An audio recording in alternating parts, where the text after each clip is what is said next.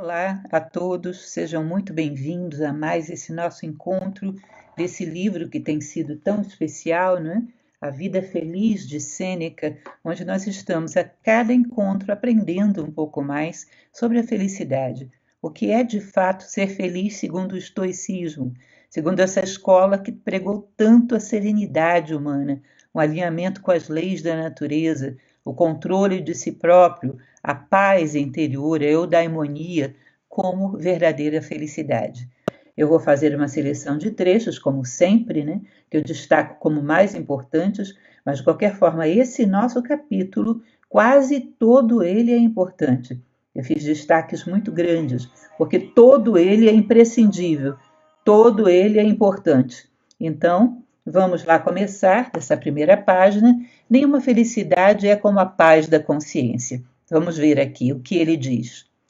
Uma boa consciência é o testemunho de uma vida boa e a recompensa por ela. É isso que fortalece a mente contra o destino, quando um homem obteve o domínio de suas paixões. Colocou seu tesouro e segurança dentro de si, aprendeu a se contentar com sua condição e que a morte não é um mal em si, mas apenas o fim do homem. Aquele que dedicou sua mente à virtude e ao bem da sociedade humana, da qual é membro, consumou tudo o que é proveitoso ou necessário para ele, saber ou fazer, para estabelecer a sua paz. Cada homem tem um juízo e uma testemunha dentro de si, de todo o bem e mal que faz, o que nos inspira com grandes pensamentos e nos administra conselhos benéficos. Ou seja, ele resume aqui no meio do parágrafo de maneira bastante clara o que ele está dizendo aqui. Aquele que dedicou sua mente à virtude e ao bem da sociedade humana, consumou tudo o que é necessário para ele saber o fazer para estabelecer a sua paz. Ou seja, dedicar a sua mente e a sua virtude, a sua mente à virtude e ao bem da sociedade humana é o máximo que o homem pode fazer em prol da felicidade. Ou seja, tudo começa no plano mental, sabemos disso. Lá no Caibalion falamos sobre isso, né? O todo é mente, o universo é mental. Já comentei com vocês outras ocasiões que vida interior começa pelo controle da mente, e aqui ele vai dizer que a felicidade também começa pelo controle da mente. Ou seja, o controle da mente significa dedicá-la à virtude e ao bem da sociedade humana, ou seja, um bem que extrapola apenas o nosso interesse pessoal, que vai além apenas do interesse pessoal. Tá? Então, aqui ele já dá uma primeira receita de felicidade. Mais adiante, nessa mesma página, tem um outro trecho muito bonito, olhem que interessante. Ver um homem destemido nos perigos, isento de luxúrias, feliz na adversidade, composto no tumulto e rindo de todas as coisas que geralmente são cobiçadas ou temidas. Todos os homens devem reconhecer que isso não pode ser nada mais do que um raio de divindade influenciando um corpo mortal. Ou seja, quando você vê coisas tão grandiosas como essas num simples ser humano, ou seja, o destemor no perigo, a isenção de luxúrias, a felicidade na adversidade, a compostura diante do tumulto e rindo de todas as coisas que são cobiçadas ou temidas, ou seja, do medo e do desejo, são características tão nobres, tão grandiosas, que ele diz, isso é prova de que existe algo divino dentro de nós.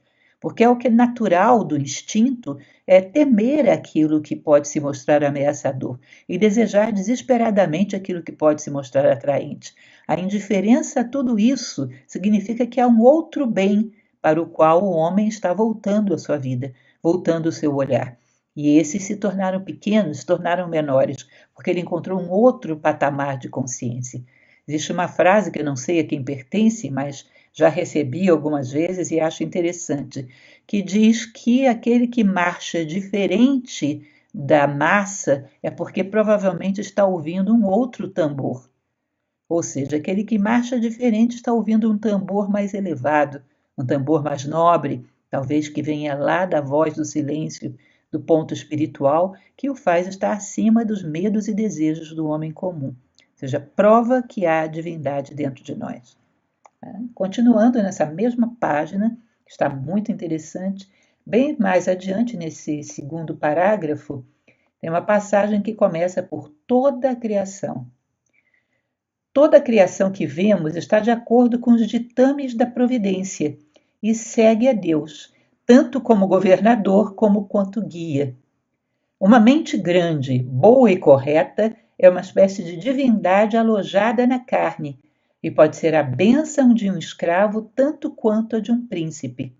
Veio do céu e ao céu deve retornar. É uma espécie de felicidade celestial que uma mente pura e virtuosa desfruta em certo grau, mesmo na terra. Enquanto os templos de honra são apenas nomes vazios que provavelmente devem seu início ligado à ambição ou à violência. Ou seja, ele coloca os templos físicos como muito pequenos e insignificantes diante dessa mente, né, grande, boa e correta, que é como uma espécie de divindade alojada na carne. A mente grande, boa e correta faz com que o templo sejamos nós mesmos, como a gente levar conosco esse templo. Ou seja, o verdadeiro templo é o próprio homem, quando ele se purifica. E purificar-se significa ter a sua mente voltada para o sagrado, para a sacralização da vida. Ou seja, fugir da banalização, dos momentos insignificantes, superficiais. Fiz recentemente uma palestra que fala sobre o respeito, manual do bom uso. Essa palestra está lá no YouTube da Nova Acrópole. Assistam, que vocês vão ver muito a respeito desse assunto. Como uma mente adequadamente elevada, regrada, voltada para o sagrado, como ela faz com que a vida se torne um cerimonial. Nos pequenos momentos, como uma refeição em conjunto, como abrir a sua janela pela manhã e ver mais um dia, como uma mente bem posicionada, ou seja, que percebe o divino dentro de si, pode irradiar essa percepção de divino para todos os lugares. Isso é respeito, que vem de respitere, saber ver, olhar mais uma vez. Então, recomendo a vocês essa palestra. Mais adiante, nessa mesma página, lá no último parágrafo, existe uma frase que começa assim: mais ainda, localizem aí. Mais ainda, embora saibamos que temos uma alma, no entanto, o que é a alma? Como e de onde vem? Somos totalmente ignorantes. Isso apenas nós entendemos, que todo bem e mal que fazemos está sob o domínio da mente, que uma consciência limpa nos coloca em uma paz inviolável e que a maior bênção da natureza é aquela que todo homem honesto pode conceder a si mesmo. A maior bênção da natureza é aquela que todo homem honesto pode conceder a si mesmo. Ou seja, uma consciência limpa e pura, onde quer que a sua memória toque, só vai te proporcionar paz. Quando a gente tem determinados pontos do nosso passado que a gente não aprendeu a sintetizá-los muito bem, quando a consciência pousa ali, nos provoca dor. Quando a consciência pousa naquela atitude, nos provoca desconforto. Ou seja, a nossa paz é nublada por essas atitudes que nós não tivemos uma retidão diante delas, que não utilizamos a nossa mente pura, uma mente onde está alojada a divindade. Lógico que esses erros do passado tem que chegar a um determinado momento que você tem que fechá-los. Ou seja, aprendi tal coisa, e porque aprendi tal coisa, não repetirei. E assim você fica em paz. Significa que ali houve um aprendizado que me permitiu o aperfeiçoamento. Então você integra esse acontecimento. Mas se não o fazemos, tornam-se pontos de desconforto, pontos onde a nossa consciência se sente mal consigo mesma. E isso nubla a nossa paz. Onde a memória toca, onde a consciência é capaz de chegar, a gente deveria encontrar boas razões para estarmos em paz. Boas razões para nos sentirmos dignos da nossa condição humana. E isso é a felicidade. Mais adiante, na página 43, no segundo parágrafo, ele vai dizer: as pessoas comuns tomam o estômago e a audácia como marcas de magnanimidade e honra. E se um homem é suave e modesto, eles olham para ele como um idiota. Mas quando eles param para observar a dignidade de sua mente na igualdade e firmeza de suas ações, e que sua quietude externa é fundada sobre uma paz interior, as mesmas pessoas o estimam e o admiram, pois não há um homem que não aprove a virtude, embora poucos a busquem. Sabemos onde ela está, mas não ousamos chegar a ela, e a razão disso é que supervalorizamos aquilo que devemos abandonar para obtê-la. Ou seja, sintetizando o que ele diz, à primeira vista, um homem bom, íntegro, pode parecer um bobo que não sabe tirar proveito das oportunidades da vida. Mas se você acompanhar um pouquinho, caminhar ao seu lado, perceber a paz de espírito que ele tem, um estado de felicidade constante através da prática da virtude, é difícil que alguém não o inveje. Como ele já falou lá para trás, num determinado momento, o maior dos bandidos gostaria de ter tudo que ele tem sem ter cometido tudo que ele cometeu, porque o desconforto de uma consciência pesada é péssima para qualquer ser humano.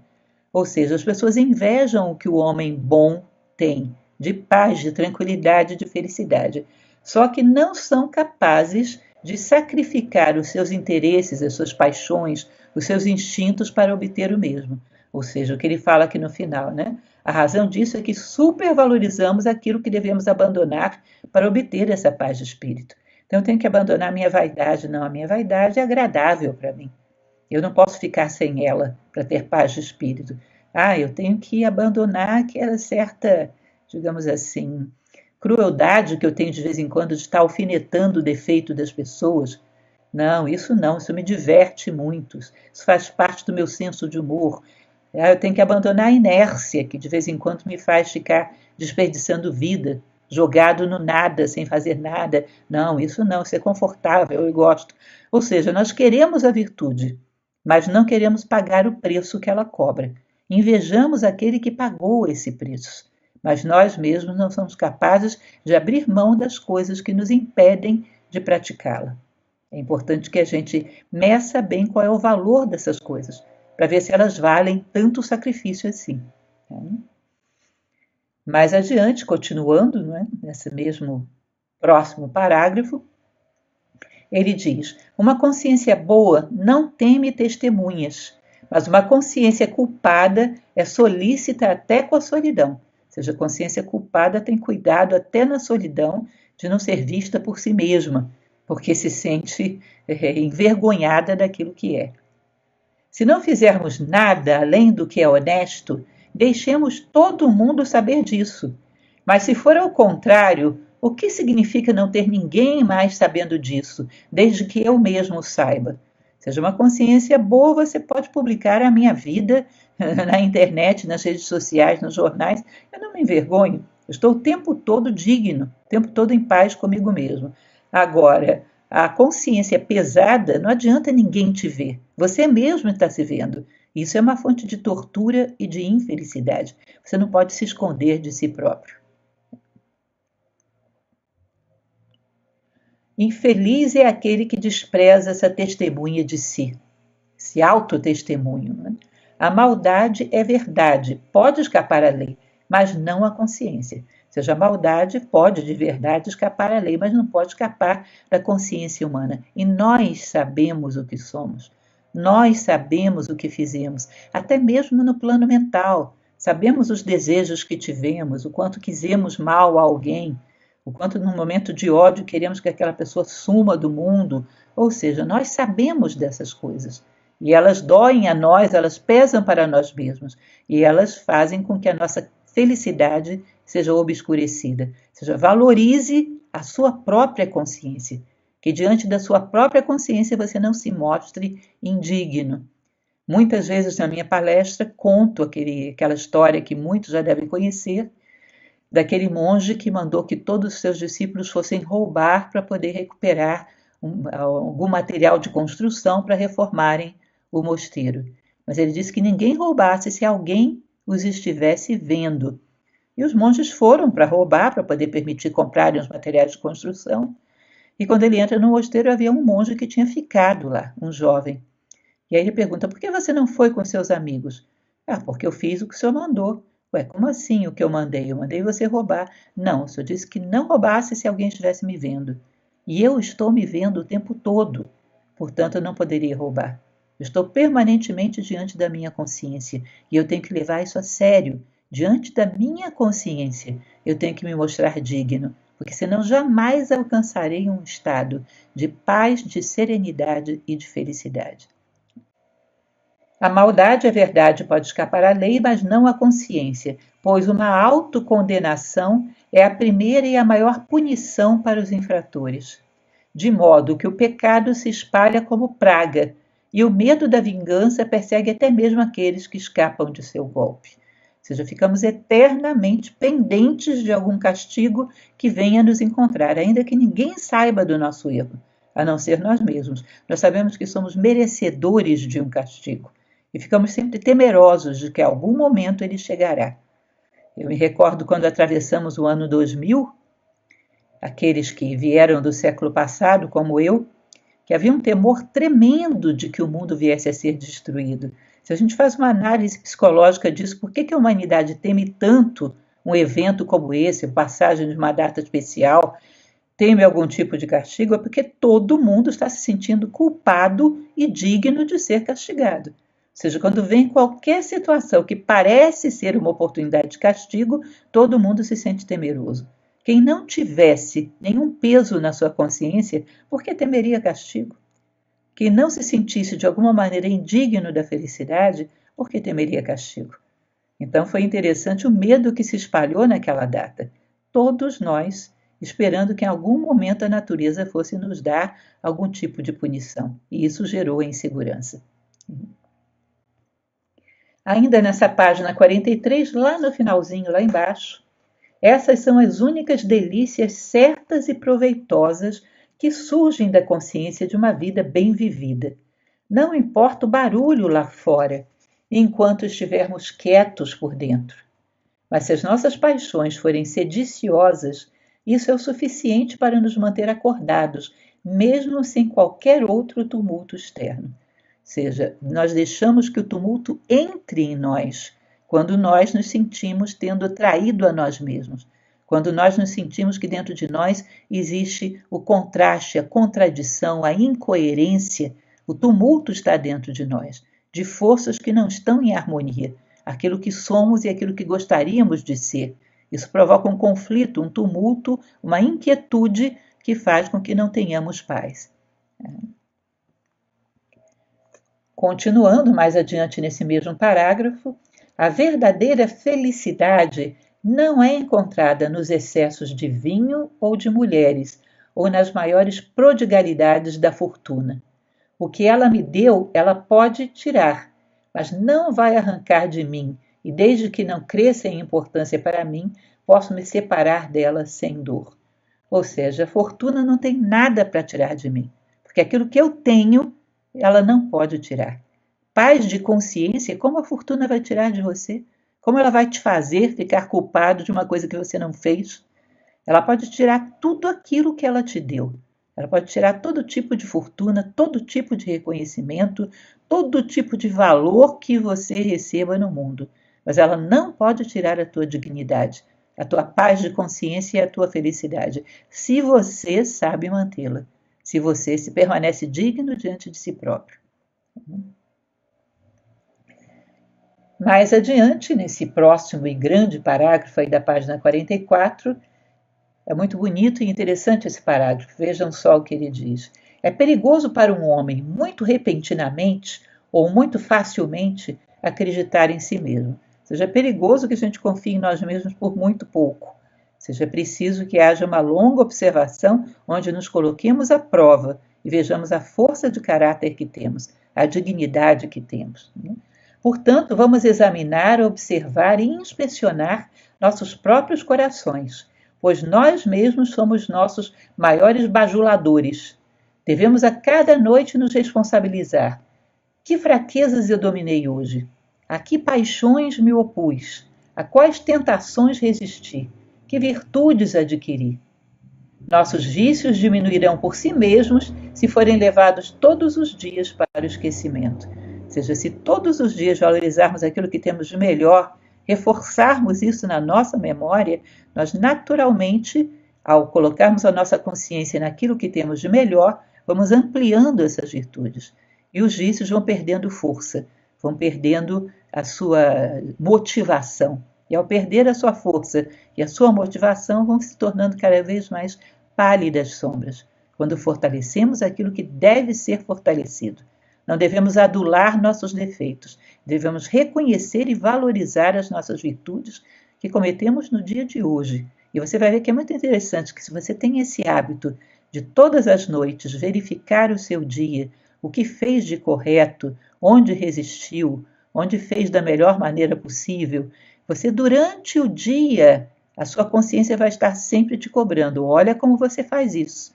Porque você vai ter que assumir isso à noite diante da sua avaliação diária. Cuidado, olha como você faz isso, que isso não vai passar desapercebido. À noite você vai ter que assumir isso diante do seu diário, diante da sua passagem de consciência. Você já acaba que esse hábito do diário, esse hábito diário da autoobservação, faz com que o dia inteiro você tenha uma coruja pousada sobre o seu ombro, sempre te dizendo: olha, presta atenção no que você está fazendo. Olha a maneira como você está fazendo isso, como está respondendo a esse estímulo, como está se comportando diante de tal situação. Ah, o sono abençoado que segue a tal diário. Ah, a tranquilidade, a liberdade e a grandeza daquela mente que é uma espiã de si mesma e uma censora particular de seus próprios modos. Esse sono eu costumo chamar do sono dos justos, aquele que você tem uma plena harmonia com seu travesseiro e dorme se sentindo digno de uma boa noite de descanso. É o melhor sono que existe, é o sono dos justos, quando você dorme em paz com a sua consciência, depois de um dia do qual você não se envergonha. É a melhor maneira possível de conciliar o nosso descanso. É meu costume, diz nosso autor, todas as noites, assim que a vela se apaga, repassar todas as palavras e ações do dia anterior, e não deixo nada escapar de mim, pois por que deveria temer ver meus próprios erros, quando posso aconselhar e perdoar a mim mesmo? Fui um pouco exaltado em tal disputa. Minha opinião também poderia ter sido poupada, pois ofendeu e não resultou em nada positivo. A coisa era verdade, mas nem todas as verdades devem ser ditas o tempo todo. Eu gostaria de ter segurado minha língua, pois não há contenda nem com tolos, nem com nossos superiores. Eu fiz mal, mas não será mais assim. Ou seja, revendo tudo aquilo que você fez durante um dia, assumindo onde você errou e comprometendo-se a não repetir. Isso é uma coisa que automaticamente alivia a tua dor e o teu desconforto. É interessante, não sei se vocês já perceberam, eu sempre conto essa história para os meus alunos. Existe uma diferença entre aquilo que a gente chama de coração e aquilo que a gente chama de mente. Coração é algo que marca um mundo mais intuitivo, de sentimentos mais elevados, e o coração às vezes percebe coisas que a mente não percebe. Às vezes a gente repassa mentalmente todo o nosso dia e diz: não fiz nada de errado, mas continua sentindo aquela dorzinha fina no coração. Se você se coloca diante dele e diz: eu quero ver, ele vai te levar exatamente àquele ponto onde você traiu as leis da sua natureza, aquele ponto onde você foi insensível a alguma coisa que era importante. Então você vai ver, por exemplo, que você passou por uma pessoa, abraçou, cumprimentou, mas ignorou o olhar dela, e o olhar dela pedia socorro. E você fez de conta que não viu, porque estava apressado, tinha mais o que fazer, ou seja, ignorou um pedido de socorro de alguém. Atualmente talvez não registre. Eu cumprimentei fulano, fiz o que tinha que fazer, mas o teu coração registre. E fica como o mito cristão, né, de um espinho cravado no nosso coração. E só existe uma forma de você tirar esse espinho, quando você registra e diz: não repetirei. Eu me comprometo a corrigir esse tipo de ato. Esse tipo de erro não cometerei mais. Automaticamente você arranca esse espinho e sente o alívio de algo que foi assumido e da disposição por superá-lo. Ou seja, essa análise de consciência noturna todos os dias é fundamental. Será aconselhado por Pitágoras aos seus discípulos. Todos os dias uma análise de consciência do que fizemos durante o nosso dia. Se estivermos andando na direção do nosso propósito, do nosso ideal de vida, se estivermos parados ou se estivermos dando passos na direção contrária. e os passos na direção contrária eu me comprometo a corrigir. Tá? Inclusive, o ideal seria que fizéssemos isso por escrito. Não precisa escrever muito. É algo muito breve, porque se só fazemos mentalmente, somos tão dispersos que daqui a pouco não estamos mais analisando nada. Nossa mente se dispersa para outra direção. Se você está escrevendo, você se concentra nessa análise. São poucas frases, apenas uma observação de onde eu acertei, de onde eu errei, de onde fui leal a mim mesmo e onde eu me traí. Se cada homem apenas olhasse para si mesmo, seria o melhor para todos nós. O que pode ser mais razoável do que essa revisão diária de uma vida que não podemos garantir por um segundo? Ou seja, nada pode ser melhor e mais razoável do que essa análise diária, porque você nunca sabe quantos dias terá pela frente. Então é importante que você feche as contas com a sua consciência todos os dias, porque não sabemos quantos dias ainda virão. Pode ser que esse seja o último, por que não? Para tantas pessoas acontece isso, uma morte às vezes súbita, não planejada, talvez esse seja o último. Se for o último, eu estou tranquilo, porque eu tomei consciência da minha vida, me comprometi a redimir os erros e reconheci os acertos. Portanto, estou em paz com céus e terra. E se o sono dos justos for maior do que o planejado, eu estarei bem também. Partirei em paz. Por quê? Porque estou quites. Quites com a minha própria consciência. Ou seja, estou em dignidade, em estado de dignidade. Continuando nesse último parágrafo da página 45, lá no finalzinho. Nascemos para perder e perecer, para esperar e temer, para irritar a nós mesmos e aos outros, e não há antídoto contra uma calamidade comum senão a virtude, pois o fundamento da verdadeira alegria está na consciência. Ou seja, não há antídoto para todos os nossos males que não a prática da virtude, pois o fundamento da verdadeira alegria está na consciência. Ou seja, não só da alegria, mas também da felicidade. A paz de consciência, estar quites conosco mesmo, é a base de uma vida realizada. E nós temos que saber garantir essa paz, ainda quando cometemos erros, saber assumi-los e comprometermos-nos a redimi-los, para estarmos caminhando sempre com a nossa consciência limpa e pura e comprometida com o autoaperfeiçoamento diariamente. E aí ele nos dá um segredo maravilhoso de felicidade nesse capítulo, né? Extremamente útil. E aconselho a essa reflexão diária que eu endosso como muito necessária e como muito importante. Bem, hoje ficamos por aqui. Eu espero que vocês estejam gostando. Eu tenho achado esse livro uma preciosidade. São chaves para uma felicidade de um nível que a gente normalmente não pensa, não avalia que a felicidade seja tanto assim e que seja apenas dependente de nós. Não avaliamos que a felicidade nos leve tão alto.